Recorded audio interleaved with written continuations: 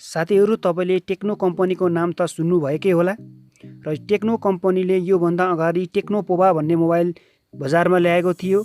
र अहिले फेरि टेक्नो पोवाको सफलतापछि फेरि टेक्नो पोवा 2 भन्ने मोबाइल ग्लोबली लन्च गरिसकेको छ र यो चाहिँ ग्लोबली फिलिपिन्समा लन्च भइसकेको छ र केही दिनपछि इन्डियामा पनि लन्च हुने कुरो जनाइएको छ र यसपछि अब हामीले यो भिडियोमा चाहिँ म तपाईहरुलाई चाहिँ के जानकारी दिन गइरहेको छु भन्दा टेक्नो पोवा 2 भन्ने मोबाइलको बारेमा तपाईहरुलाई मैले विस्तृत जानकारी दिनेछु। त्यसमा भएका स्पेसिफिकेसनको बारेमा चाहिँ तपाईहरुलाई मैले बताउने छु र यो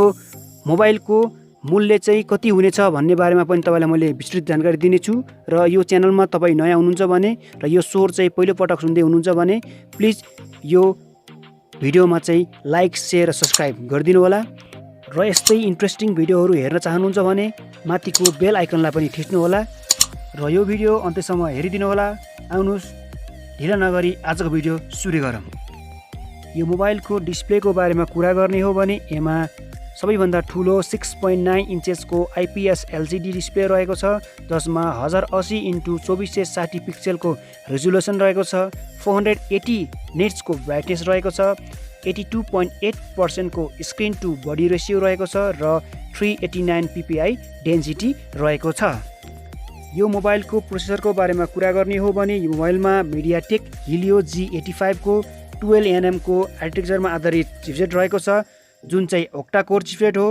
र एमा माली G52 MC² को जीपीयू रहेको छ र एमा भएको प्रोसेसर चाहिँ एकदमै पावरफुल प्रोसेसर छ, गेमिङ प्रोसेसर हो जुन चाहिँ अहिलेको लेटेस्ट गेमिङको लागि चाहिँ एकदम भरपर्दो छ। यो मोबाइल दुईटा मेमोरी भेरिएन्टमा पाइनेछ, एउटा 464 र एउटा 6128 र मेमोरी चाहिँ एक्सपेन्डेबल रहेको छ।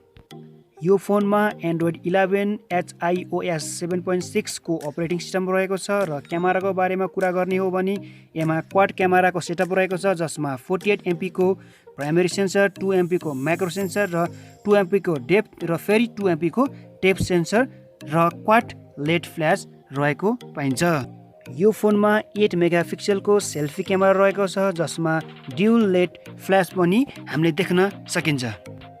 यसमा रियर माउन्टेड फिङ्गरप्रिन्ट सेन्सर रहेको छ, एक्सिलोमिटर रहेको छ, प्रोक्सिमिटी रहेको छ र कम्पास पनि रहेको छ। यो मोबाइलको ब्याट्रीको बारेमा कुरा गर्ने हो भने यो मोबाइलमा 7000 mAh को ब्याट्री रहेको छ जसमा 18 वाटको फास्ट चार्जिङ सपोर्ट रहेको छ र यदि तपाईहरुले धेरै mAh को ब्याट्री खोज्दै हुनुहुन्छ भने तपाईले यो मोबाइल खरिदिन सक्नुहुनेछ जसमा चाहिँ राम्रो ब्याट्री ब्याकअप रहेको छ। यो मोबाइलको अरु स्पेसिफिकेसनको बारेमा कुरा गर्ने हो भने यसमा dual nano SIM, 4G support, wifi 802.11 dual band, bluetooth 5.0, 3.5mm jack, GPS, NFC, FM radio र 90 हर्ट्ज को रिफ्रेश रेट र चार्जिङको लागि USB टाइप C 2.0 रहेको छ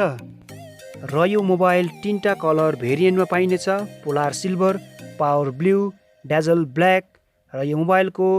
एस्टिमेटेड प्राइस भनेको अबाउट €140 रहेको छ र इन्डियामा यो मोबाइललाई 10,000 देखि 12,000 को रेन्जमा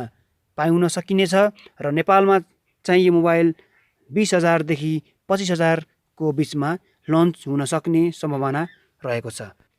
र यो भिडियो तपाईलाई कस्तो लाग्यो जस्ताको त्यस्तै प्रतिक्रिया दिनु होला। किप वाचिङ ग्याजेट नेपाल, साउलिन टेक, टेक केयर, जय नेपाल।